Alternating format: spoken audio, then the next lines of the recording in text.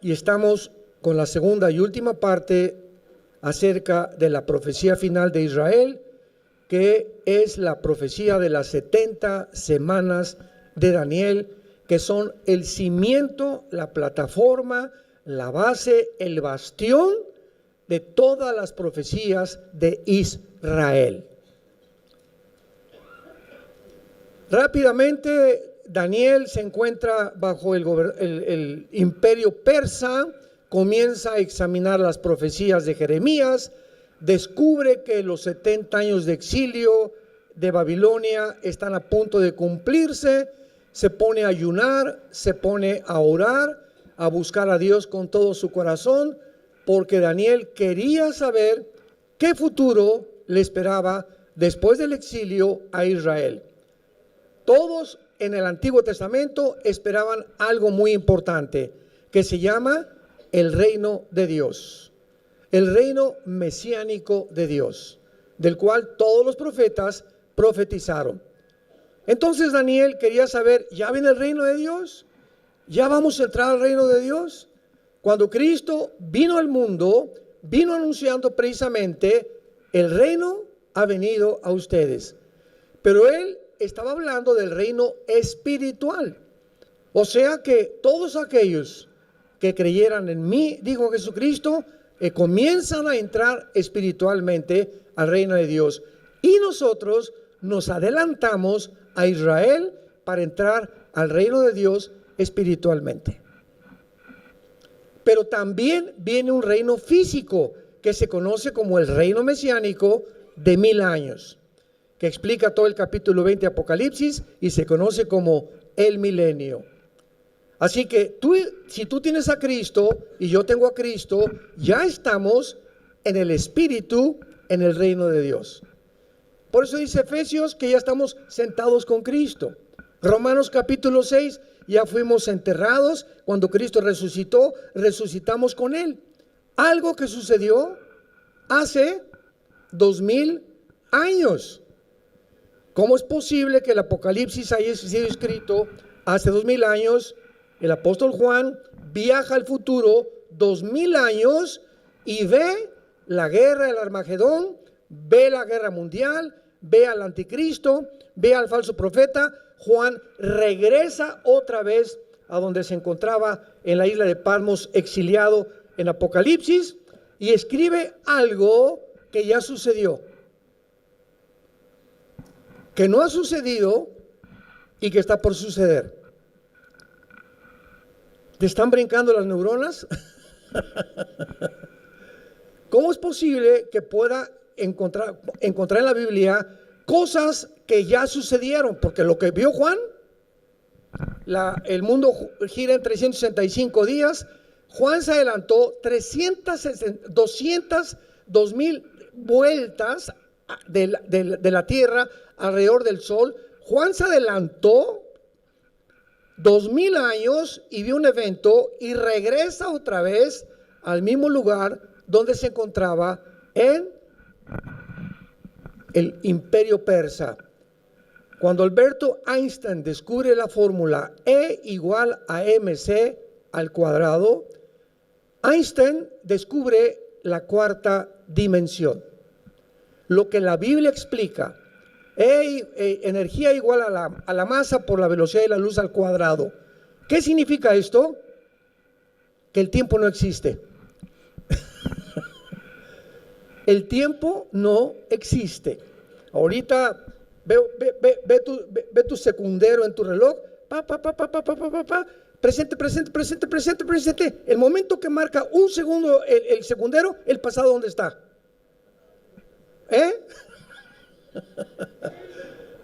Cada vez que marca 1, 2, 3, 4, el pasado, ya quedó completamente atrás. Ese el segundo, no lo recuperas jamás.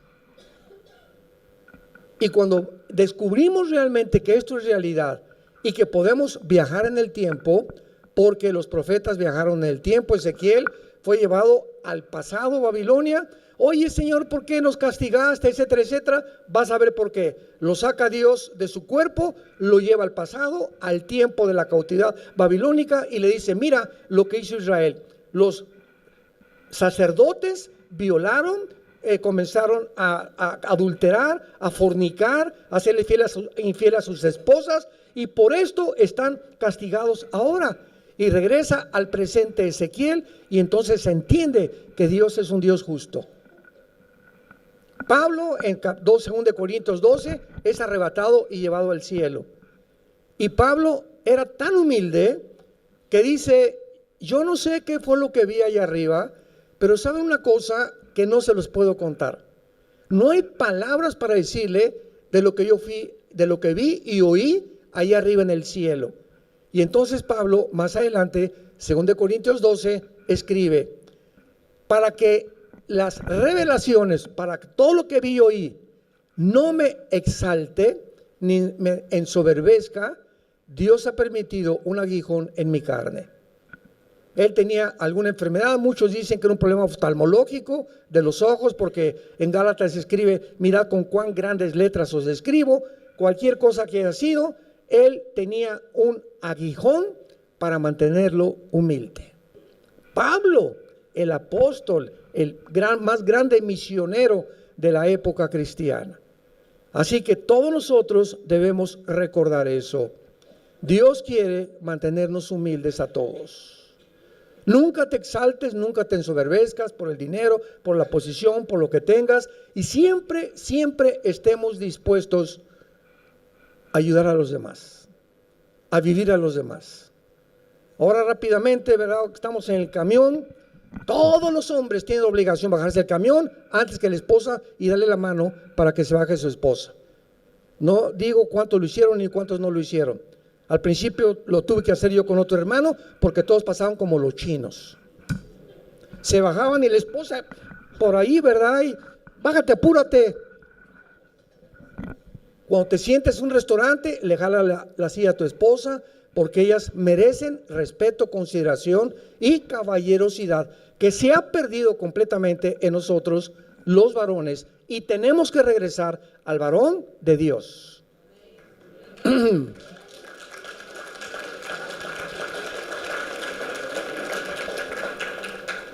Te vas a subir a tu vehículo, te das la vuelta, le abres la puerta a tu esposa para que suba. Ya que se suba, le cierras la puerta, te regresas y te pones al volante. Y no le dices: échate en la cajuela.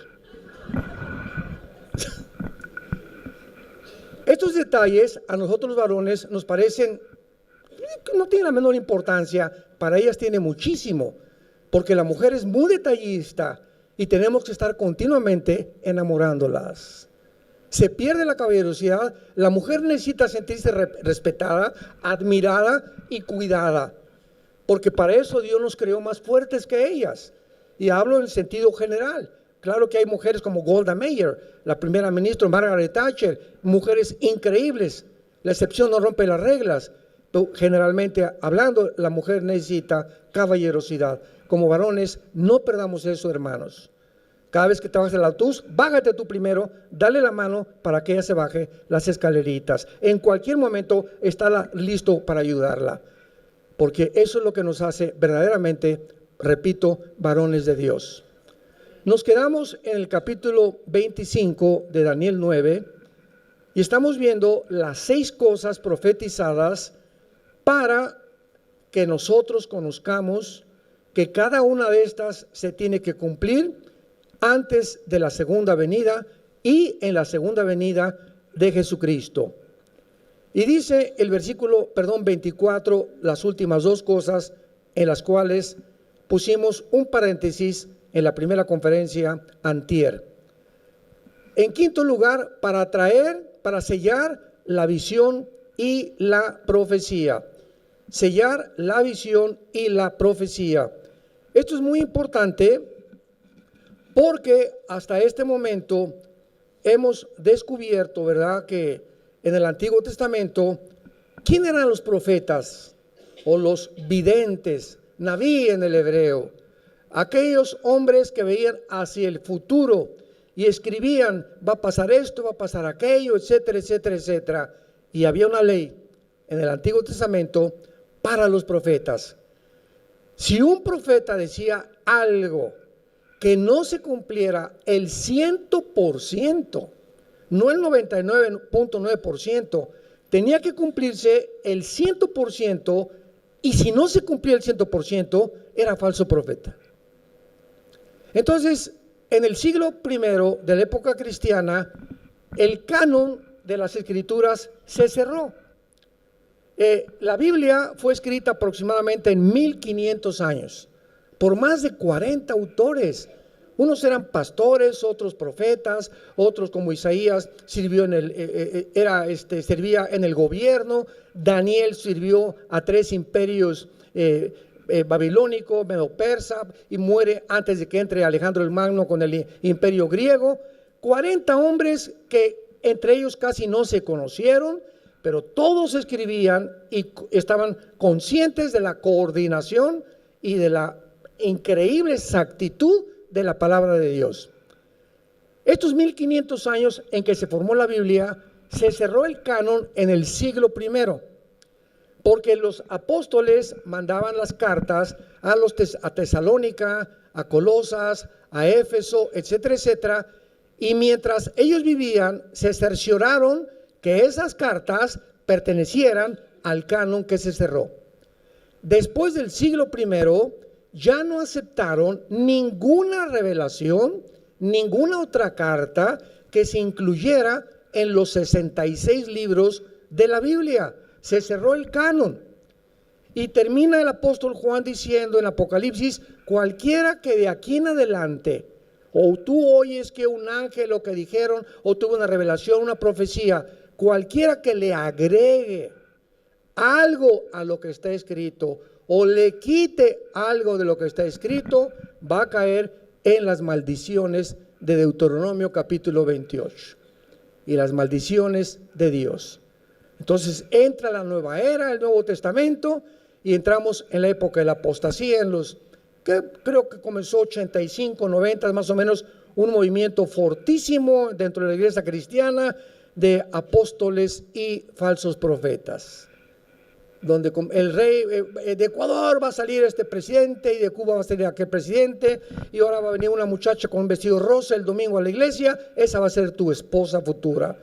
Y el Señor dice que de aquí va a salir una fuente impresionante de un manantial, que esta iglesia se va a levantar y tú vas a ser más grande que Moisés. Y encontramos una barbaridad de cosas que no nos imaginamos. Y cuando oímos estas cosas, tenemos que preguntarnos: ¿conocemos la Biblia? ¿Realmente hay más profecías o la Biblia está incompleta? ¿Hay más revelaciones o la Biblia está incompleta? Ahora, hay revelaciones espirituales. Yo vengo a la Biblia y entiendo, ahora entendía esto por revelación, pero no en cuanto al futuro. No hay nada al futuro que Dios nos quiera revelar. Y así ha habido cantidad de personas en los últimos 30, 40 años que han profetizado, no se ha cumplido, han caído como falsos profetas y siguen escuchándolos millones de cristianos, por la grandísima ignorancia que vivimos de las Escrituras. Para esta hora hemos nacido, para poder trazar bien la palabra de verdad. Vemos nosotros entonces que va a ser sellada, que dice aquí, la visión y la profecía. En 1 Corintios capítulo 13, o sea, la visión y la profecía, estamos hablando de Israel, de todas las cosas que le van a suceder a Israel. 1 Corintios 13, versículo 9 en adelante. Escribe el apóstol Pablo: porque en parte conocemos y en parte profetizamos. O sea, todo aquello que vemos en la Biblia que ha sido revelado a nuestro espíritu es parcial. No hay un solo hombre que exista que tenga todo el horizonte de la verdad. Por eso siempre habrá errores, pero no herejías.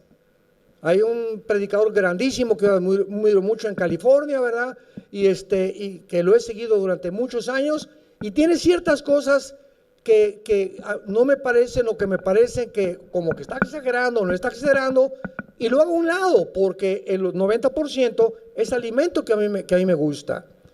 Hay otro teólogo, ¿verdad? Fulano de tal, que tiene unos libros maravillosos y los he leído, etcétera, etcétera, pero es hipercalvinista, por ejemplo, que cree que algunos fueron escogidos para el cielo y otros para el infierno, lo cual no estamos de acuerdo en lo absoluto, porque no se puede negar la libertad y la responsabilidad moral que tenemos delante de Dios. Y así pasan muchas cosas. Entonces no vas a encontrar un hombre que tenga toda la verdad. Yo muchas veces he dicho cosas, ¿verdad?, que me arrepiento de haberlas dicho, y las que realmente puedo lastimar a la gente, tengo que pedir perdón. Tenemos que humillarnos delante de Dios. Esto lo dije, sucedió creo que el año pasado. Yo dije, creo que el 28 viene Cristo. La regué, pero bien gacho, ¿verdad? Porque no lo debía haber dicho con tanto dogmatismo, que fue mi gran error. Pude haber dicho, es más o menos alrededor. Se me echaron encima como no saben.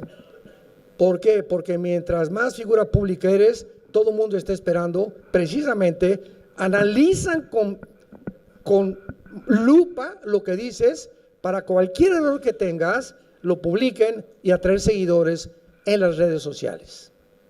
Ya se ha convertido esto en una costumbre. Y tenemos nosotros que enfrentar todo esto y darnos cuenta que es el precio que se tiene que pagar. Por eso tenemos la responsabilidad de estudiar conscientemente y responsablemente la palabra de Dios. En parte conocemos y en parte profetizamos. Mas cuando venga lo perfecto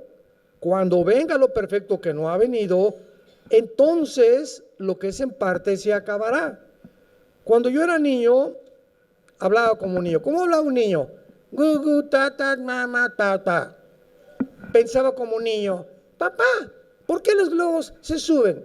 Papá, en el avión, ¿por qué la gente parece hormiguitas de chiquitos? Papá, ¿quién creó a Dios? Pensamos como niños. Juzgábamos como niños. Papá, si me quieres, ¿por qué me pegas? Mas cuando ya fui hombre, dejamos todos esos pensamientos y comenzamos a madurar. Ahora vemos por espejo, oscuramente.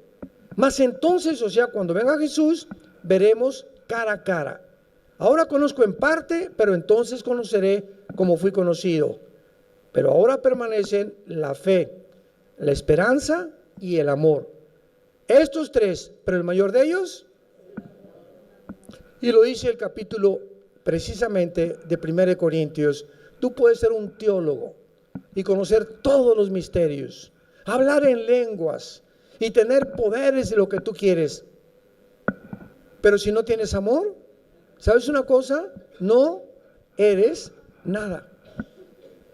Todas esas características y virtudes que se atribuyen que tú tienes, o un gran predicador, o un gran historiador, o lo que sea, no me importa lo que sea, dice Dios. Estoy buscando que tú puedas cada vez enamorarte más de mí y amar más a tu familia, amar más a la gente, amar más a tus hermanos.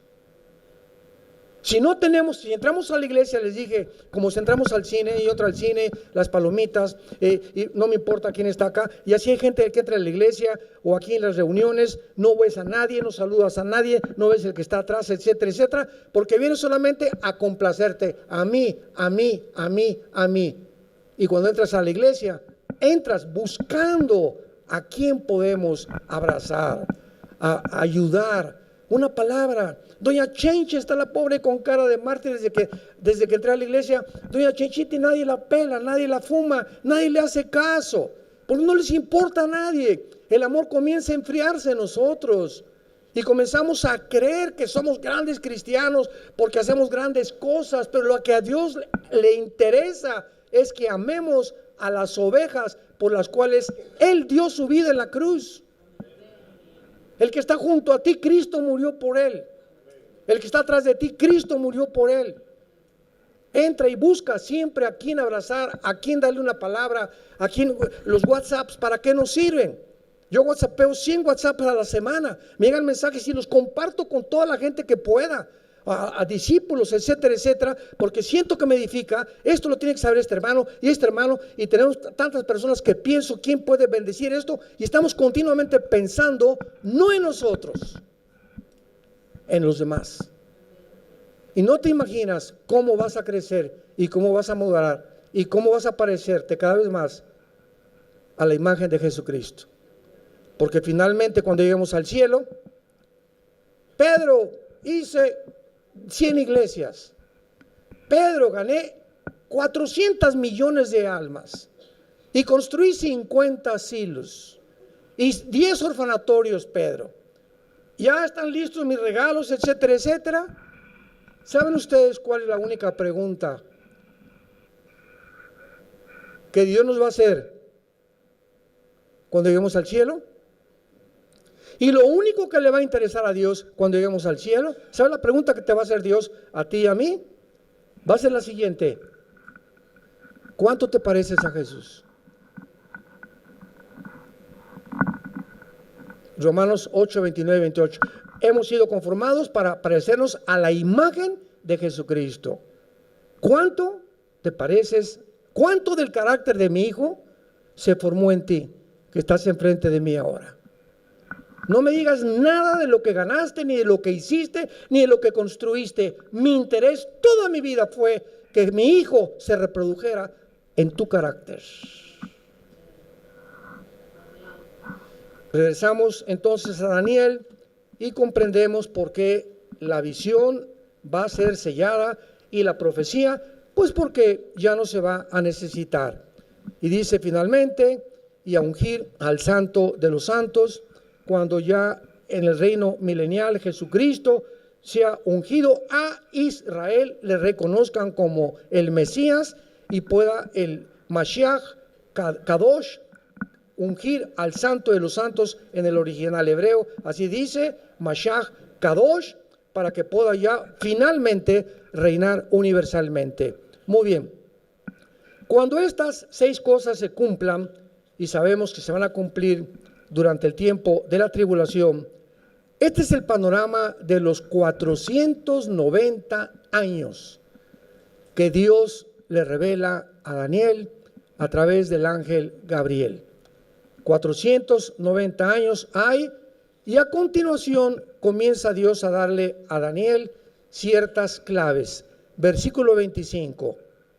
Le dice el ángel Gabriel a Daniel, continuando con esta revelación: sabe pues y entiende que desde la salida de la orden para restaurar y edificar a Jerusalén hasta el Mesías príncipe, habrá 7 semanas y 62 semanas, o sea, 483 años.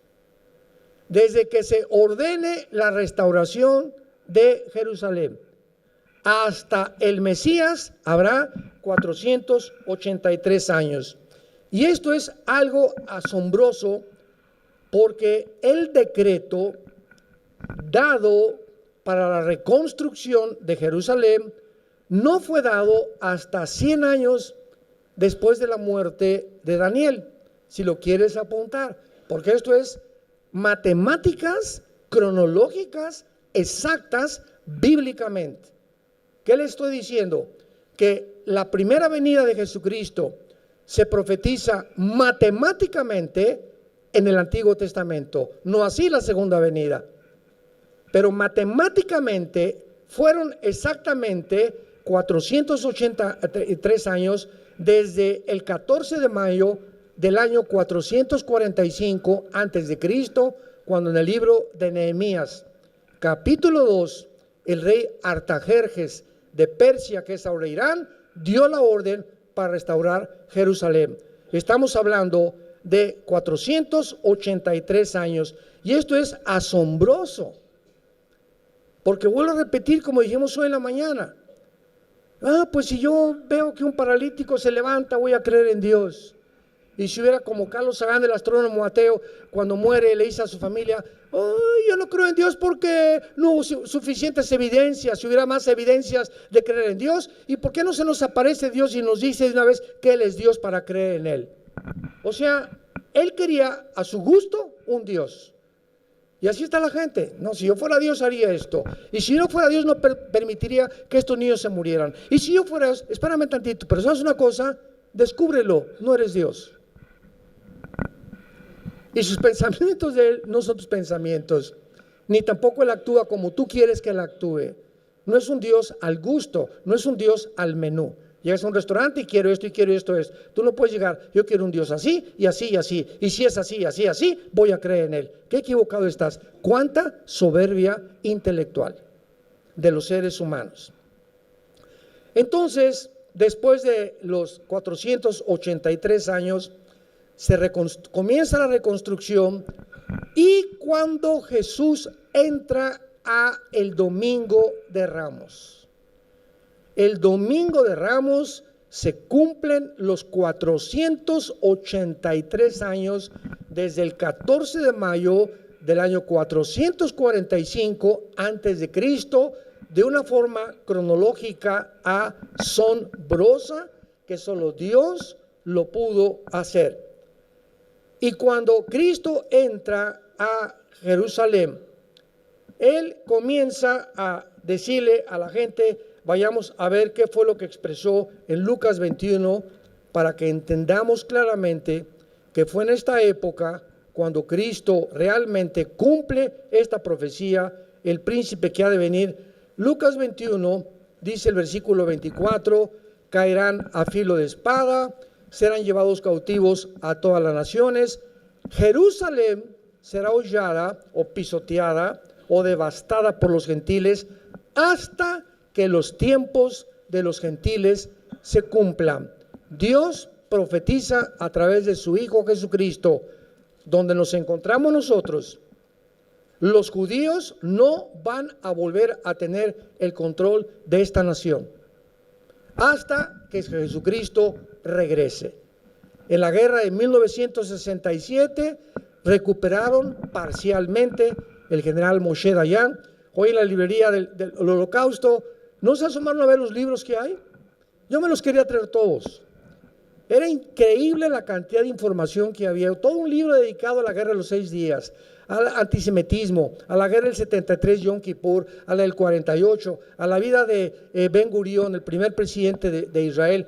Había una biblioteca impresionante, muy barato los libros, acerca de toda la historia de Israel. Pero en 1967, Israel es rodeada otra vez, el 48, 56, 67, el junio de 1967, por 5 naciones árabes. El presidente Anwar Nasser de Egipto le habla al presidente de Siria y de Irak y de Líbano: ya estamos hartos de los judíos, echémoslos al Mediterráneo. Y hacen un plan desde el mayo para tratar, cierran el canal de Suez, el presidente de Egipto, y los judíos inmediatamente se dan cuenta que al cerrar el canal de Suez están completamente amenazados. Y entonces lanzan el 1 y 2 de junio el ataque en contra de Israel, pero hasta la fecha los pilotos de esta nación, los pilotos judíos en los F-35 que tienen ahora, en aquel tiempo eran F-16, son los mejores pilotos del mundo. Más que los MiG rusos y que los F-35 de los gringos y más que los aviones de los ingleses.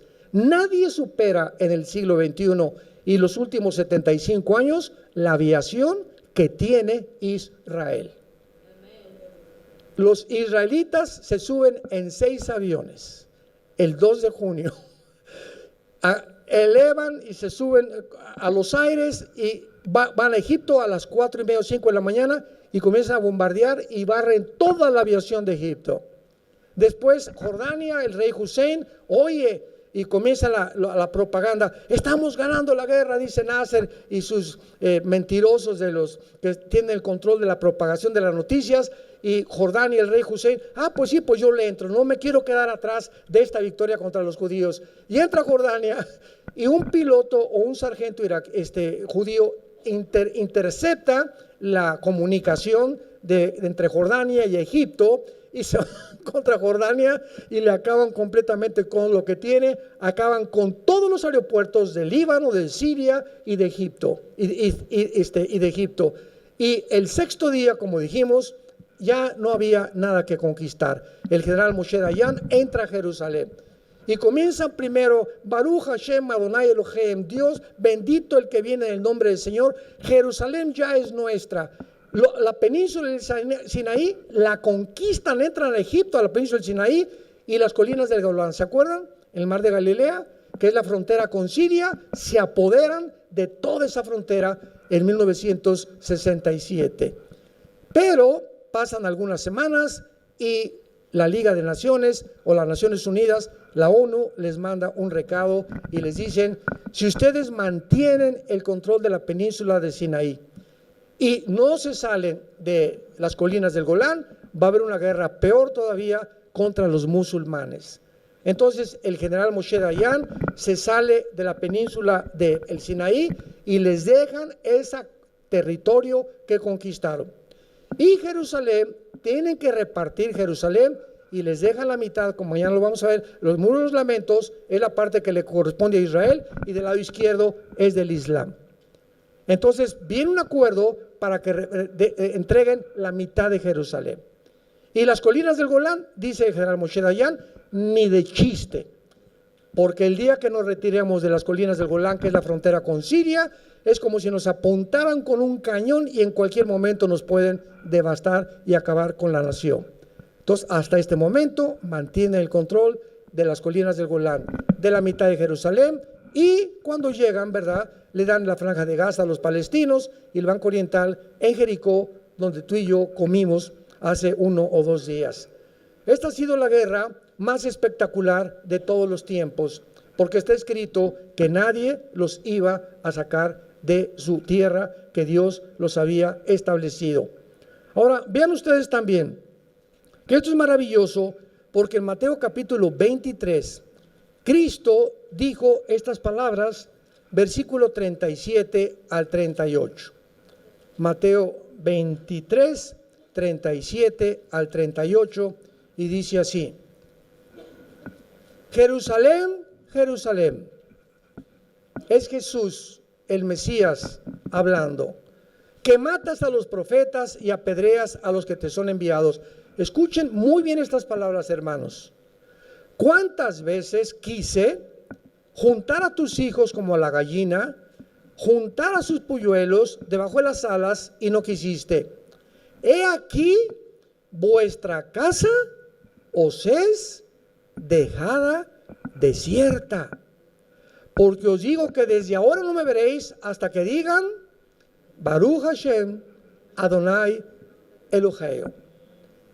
No me volverán a ver hasta que me reconozcan como el Mesías. ¿Y cuándo será esto? Cuando se cumpla la semana 70 de Daniel, que es los 7 años de la gran tribulación. Vean la profecía en el libro de Oseas. En el libro de Oseas, que está junto a Daniel, vean ustedes qué profecía en el capítulo 3 de Oseas se hizo 700 años antes de Cristo. Oseas 3, versículo 4. Porque muchos días estarán los hijos de Israel sin rey, sin príncipe, sin sacrificio, sin estatua, sin efod y sin terafines. Cristo muere, les dice, van a quedar desiertos, no me vuelven a ver. Yo me regreso al Padre y no voy a regresar hasta que cuando regrese ustedes sepan y me reconozcan que yo soy el Mesías. Entonces Cristo se va al cielo y Dios forma la iglesia y Israel queda ahorita bajo el juicio de Dios. Actualmente Israel no es la nación de Dios. En Cristo no hay judío, ni griego, ni italiano, ni español, ni mexicano. Ahora me decía nuestro guía, entonces el judío, ¿qué es actualmente? Digo, los que se acepten como el Mesías forman parte de la iglesia. Y la iglesia está formada actualmente por judíos mesiánicos que han aceptado a Jesús. Un judío ahorita que acepta a Jesús forma parte de la iglesia. Como el capitán del barco en Galilea, que se presentó y dijo que él creía en el Mesías, es judío, él forma parte de nosotros, de la iglesia. Así que nosotros, me preguntaron también, ¿y por qué no te haces tú judío? Le digo, porque ya lo somos. ¿Cómo que ya son ustedes judíos? Sí, porque la palabra judío significa el que alaba. Y Jesús dijo, Dios mi Padre busca a los que le alaban y adoran en espíritu y en verdad. Y ahora la iglesia somos los únicos que alabamos a Dios en espíritu y en verdad. Somos los verdaderos judíos. Espiritualmente. No tengo que hacer un juramento al judaísmo ni ponerme la kipá para poder identificarme con Israel. Dios sabe quiénes somos nosotros, pero hemos dicho y nos hemos cansado, Dios no ha acabado con Israel. Viene por ellos y todo esto que estamos haciendo, visitando y llenando esta tierra con todo aquí, con los cristianos, no se imaginan el testimonio que estamos dando, principalmente a los guías. Están asombrados los guías que sabemos más de teología que ellos. Ellos son expertos en historia y en arqueología y paleontología, antropología, y qué bárbaro, qué lecciones. Hemos recibido lecciones gratuitas, ahora sí, ¿verdad? Incluidas en el viaje, una lección de un maestro todos los días. Yo no me canso de ir, Isaac, ¿cuánto conocimiento tienen por el amor de Dios? Pero no pueden meterse a la teología porque aún las vendas no se les caen de sus ojos y no entienden muchas cosas que nosotros hemos comenzado a entender. Regresamos a Daniel y en penúltimo lugar dice la Biblia que después de que las murallas sean reconstruidas, se cumplan los 483 años, versículo 26. Y después de las 62 semanas se quitará la vida al Mesías. Profetizado 600 años antes de Cristo. Daniel vivió en el año 680, 683 antes de Cristo. Y dice, mas no por sí. Y el pueblo de un príncipe que ha de venir destruirá la ciudad y el santuario. Y su fin será con inundación hasta el fin de la guerra. Durarán las devastaciones. Y por otra semana, aquí está, la última semana, los últimos 7 años para que se acaben de cumplir los 490 años o las 70 semanas de la profecía. 7 por 7 son semanas de años, 490 años. Ya se cumplieron 483 y quedó una semana pendiente, que es esta semana. Y esta semana, ¿quién es el que la va a confirmar? El príncipe que ha de venir, que es el anticristo. En el momento que el anticristo confirme, y vean qué interesante lo que dice, el príncipe que ha de venir destruirá la ciudad y el santuario, su fin será con inundación, y por otra semana confirmará. ¡Qué tremendo! No dice y por otra semana va a firmar. O sea, el anticristo va a confirmar un pacto. A confirmar significa que ya existía. Abran los oídos. ¿Se acuerdan los acuerdos de Oslo en España? Y después se fueron a España, se fueron a Noruega, se fueron a los países escandinavos buscando la solución entre Bill Clinton. Hay una foto de Bill Clinton con Isaac Rabin y Yasser Arafat, que fundó el Partido para la Liberación de la Palestina, ¿verdad? Que fue el terrorista número 1 del siglo XX, etcétera, etcétera. Todos han fracasado.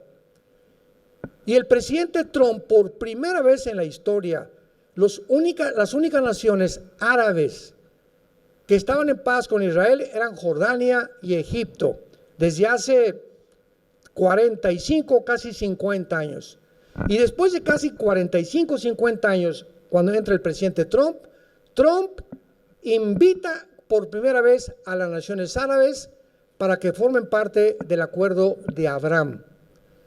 E inmediatamente lo confirman los Emiratos Árabes, Bahrein, Marruecos, etcétera, etcétera, y entran bajo Israel y la protección de Israel 4 naciones árabes, algo inconcebible. ¿Cómo ahora los árabes, enemigos de Israel, están pidiéndole ayuda a Israel que quedar bajo su paraguas? Bueno, porque Irán bombardeó hace 2 años algunos pozos petroleros, los judíos bombardearon algunos pozos petroleros, Irán bombardea algunos pozos petroleros de Arabia Saudita, y los árabes dicen, si ahora el presidente Biden ya no nos ayuda, ¿quién nos va a ayudar? Y Arabia Saudita no le quiere entrar porque es la nación más poderosa de la península arábica, porque Arabia Saudita dice lo siguiente: mientras Israel no le permita a los palestinos formar un estado dentro de Israel, un estado palestino y un estado de Israel, no vamos a tener relaciones con Israel. Y Arabia Saudita hasta el momento no ha entrado a los acuerdos de Abraham. Y de acuerdo a Ezequiel 38, no va a entrar. Como los chinitos nomás milando, cuando venga la invasión de Rusia, van a protestar, nada más a protestar. ¿Por qué a protestar? Porque no van a poder hacer absolutamente nada. Todo está escrito. Aleluya, Señor, bendito sea el Señor Jesucristo y su Padre. Gracias por habernos dejado estas maravillas, esta información que vemos cómo está avanzando todo. Llega Biden y el petróleo no funcionó. Rusia lo está ayudando China con el petróleo y pues ¿qué hacemos? Y ya le cerraron la llave Putin al Nord Stream para que no surte petróleo a Europa. ¿Y qué hace Biden? 3 meses antes, Biden maldijo al jeque, el director, el presidente o el rey de Arabia Saudita. Le dijo que era un maldito porque mató a un periodista y estaban involucrados. Y después de insultar al jeque 3 o 4 meses, el presidente Biden llega a Arabia Saudita a decirle: please, produzcan más petróleo. Y le dice: no, cállese. Y se regresa nunca había pasado esto, se regresa con la cola entre las patas, Biden a Estados Unidos, ¿y qué creen que hace? Le pide petróleo a Maduro. Le pide petróleo a Venezuela. Cuando el presidente Trump estuvo a punto, ¿verdad? Ya casi, no sé si invadir Venezuela, pero le declararon la guerra y lo consideran como un terrorista a todo el gobierno de Nicolás Maduro en Venezuela. Pues ahora Biden va con Maduro para decirle: danos petróleo. O sea, haciendo la vergüenza, se sale de Afganistán ante una vergüenza impresionante. Dejen a Afganistán al presidente Biden 7-8 billones de dólares de tanques de guerra, de municiones, de ametralladoras, de pistolas. ¿Por qué? Por el miedo que pudiera hacer Afganistán. Y en 2 días la embajada de Afganistán se quedan atrapados todo el personal y Biden no hace nada por sacarlos. Comienzan a sacar aviones, los afganos quieren huir y comienzan a cerrar todo Afganistán y dejan el ejército y todos los tanques y todo el armamento ante la vergüenza del mundo entero. Estados Unidos está condenado y está bajo el juicio de Dios. Y esto es lo que va a suceder. ¿Por qué? Porque ha llegado a su fin, a una crisis política, económica, pero principalmente moral. Y para terminar, en Daniel 12, que ya describe la tribulación, dice el versículo 1, en aquel tiempo se levantará Miguel. ¿En qué tiempo? Todo el capítulo 11 del versículo 38 al 45 describe las guerras del anticristo en el Medio Oriente. Por eso dice el capítulo 12, en aquel tiempo, o sea, conectando con el tiempo que se acaba de describir. Se levantará Miguel. Ustedes saben que el arcángel Miguel es el arcángel de Israel, ¿verdad? ¿Sabían? Es el arcángel que cuida esta nación. El mero jefe de todos los billones de ángeles del universo, Miguel, cuida la nación de Israel. ¿Habrá alguien que cuide Toluca? ¿O México? Y se dice, se levantará Miguel, el gran príncipe que está de parte de los hijos de tu pueblo. Ahí está, se le confirma a Daniel, y será tiempo de angustia. O sea, Miguel se va a levantar en el tiempo de la semana 70 de la tribulación, y en Apocalipsis 12 dice, y habrá una guerra en el cielo entre Satanás y sus ángeles y Miguel y sus ángeles.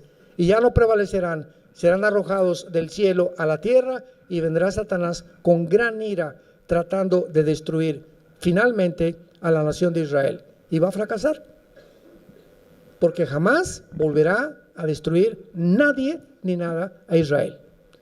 Porque así Jehová lo ha dicho. Y finalmente dice el versículo 3, los entendidos resplandecerán como el resplandor del firmamento, los que enseñan la justicia a la multitud como las estrellas a perpetua eternidad. Pero tú, Daniel, cierra las palabras y sella el libro o el sefer en el hebreo, que significa todas estas profecías. ¿Hasta cuándo? Hasta el tiempo del fin. Muchos correrán de aquí para allá y la ciencia se aumentará. Versículo 9, él respondió, anda Daniel, otra vez el ángel. Estas palabras están cerradas y selladas hasta el tiempo del fin, hasta et ketz, que es la frase en hebreo para escribir los tiempos finales. Mucho ojo, versículo 10. Muchos serán limpios y emblanquecidos y purificados. Los impíos procederán impíamente como lo estamos viendo, y ninguno de los impíos entenderá, pero los entendidos entenderán. Tú perteneces a esta generación que están entendiendo que sin santidad no veremos a Dios. ¿Has llegado a entender que tienes que tomar en serio a Dios? ¿Ya has llegado a entender el gran precio que Cristo pagó en la cruz por ti, por tus hijos, por tu familia, por tu trabajo y por nosotros? El que no lo entienda va a pertenecer a los impíos. Y como dijo Mateo 24, como en los días de Noé, vino el diluvio porque no entendieron, pero los entendidos entenderán. Dios le dice a Daniel, Daniel, hace 2600 años, todo lo que estoy dando ahorita, nadie lo va a entender en 2600 años. Nadie, ni teólogos ni nada. Y en el tiempo del fin, el Espíritu Santo va a abrir estas profecías, y los que vivan en esa generación es para ellos. Ellos lo van a entender, como lo estamos comenzando a entender nosotros en el siglo XXI. El Espíritu Santo se está moviendo como ustedes no se imaginan, y tantas cosas ocultas que no se entendían hace 5 años, 10 años de la Biblia, las vamos a comenzar a entender. Pero solo los entendidos, porque es imposible, como dice en el Sermón de la Montaña, los puros verán a Dios. ¿Qué significa esto? ¿A dónde vemos a Dios? En la Biblia. Yo no puedo ver en la Biblia y tener un amante. Yo no puedo ver en la Biblia y tener rencor. Yo no puedo venir en la Biblia y le grité a mi esposa anoche y no le pidió perdón. Yo no puedo venir a la palabra a presentarme al trono de Dios ante su palabra cuando mi corazón está sucio y mi alma está infectada y estoy intoxicado por el pecado. Tengo que sacar todo esto, tengo que tratar de vivir en santidad delante de Dios, para que cuando venga Dios, dichosos los puros de corazón, porque podré entender la Biblia. ¿Quiénes son los que entienden la Biblia? Los que se limpian diariamente del pecado, si confesamos nuestros pecados. Él es fiel y justo para perdonarnos de toda maldad. Y Él quiere alabarte en esta noche y decirte que te ama, pero que tú no puedes seguir viviendo así. Y mientras más vivas en pecado, más duro se hará tu corazón, más difícil va a ser entender, más te amargarás, más estrés, más angustia, y a lo mejor vas a ganar mucho dinero o vas a triunfar y te darás cuenta que todo eso que tú anhelabas se vuelve maldición. ¿Por qué? Porque como dice el rey Salomón, al que a Dios le agrada, Dios le da salud y dicha y gozo para comer y beber de su vida. Porque he visto un mal debajo del cielo, aquel al que muchos hombres tienen todo, no les falta nada, pero Dios no les da el don para disfrutar de la vida. ¿En qué categoría te encuentras tú? ¿No quisieran muchos de ustedes que tal vez no tienen a Jesucristo en esta noche venir a la cruz? Yo te invito a que te arrepientas de tus pecados en esta noche, le pidas perdón a Dios por tu vida y le digas que entre a tu vida como tu Señor y como tu Salvador antes que regrese a México, a Chile, a Argentina, mañana o el sábado. Y en el muro de los lamentos verás cantidad de judíos mañana pidiéndole, ¿verdad? Metiéndole papelitos ahí a Dios. Ven por favor, pidiéndole que venga el Mesías. Ellos quedaron ciegos cuando el Mesías estuvo enfrente de ellos. No lo reconocieron. Esta noche el Mesías te ha sido presentado. ¿Lo puedes ver? Puedes discernir qué es la Biblia a través del Espíritu Santo, que es Dios el que te está hablando. Si lo puedes hacer, dichoso seas. Inclinemos la cabeza. Te damos gracias, Señor, por tu palabra. Bendito sea el Dios y Padre de Jesucristo nuestro Señor, que nos ha hecho renacer para una esperanza viva por medio de la resurrección de su Hijo Jesucristo entre los muertos. Gracias, Señor, porque no hay nada perverso ni torcido en tu palabra. Toda ella es recta al que entiende, razonable a los que han alcanzado la sabiduría. En esta mañana, en esta noche, Dios te ha hablado a través de la Biblia, diciéndote que eres pecador y que si tú mueres en pecado, la condenación eterna te está esperando. De cierto os digo, dijo Jesús, que oye el que oye mi palabra y crea al que me envió, no vendrá a esta condenación, sino que pasará de las tinieblas a la luz. Porque de tal manera te ama Dios. Nos ama Dios, que nos ha dado en esa cruz, manifestando su amor, su eternidad, su sabiduría y su odio al pecado. Es tan grande el odio que tiene Dios contra el pecado, que no perdonó a su Hijo Jesucristo. Pero ahora Él quiere perdonarte a ti. Y si tú rechazas, morirás también sin el perdón eterno de tus pecados, alejado de la presencia eterna de Dios. ¿Qué tengo que hacer?, me preguntarás, para poder arreglar mi vida delante de Dios. Número 1, arrepiéntete. Esto es, reconoce que la forma como tú estás viviendo ahorita no le agrada a Dios, que necesitas cambiar de camino e ir en sentido contrario al camino que llevas. Porque si tú crees que hay caminos que te estás realmente bendiciendo, hay caminos que parecen derechos, pero su fin es camino de muerte. Cree que Jesucristo en la cruz pagó con su sangre por tus pecados, que a los 3 días resucitó de los muertos, y simplemente dile en el silencio de tu alma, en este momento: Señor Jesús, perdóname. Creo que en esa cruz pagaste con tu sangre por mis pecados, y te pido en este instante que entres a mi vida, porque creo que vives, que venciste la tumba y que eres mi única esperanza, fortaleza, mi roca, esperanza mía, castillo mío, mi Dios.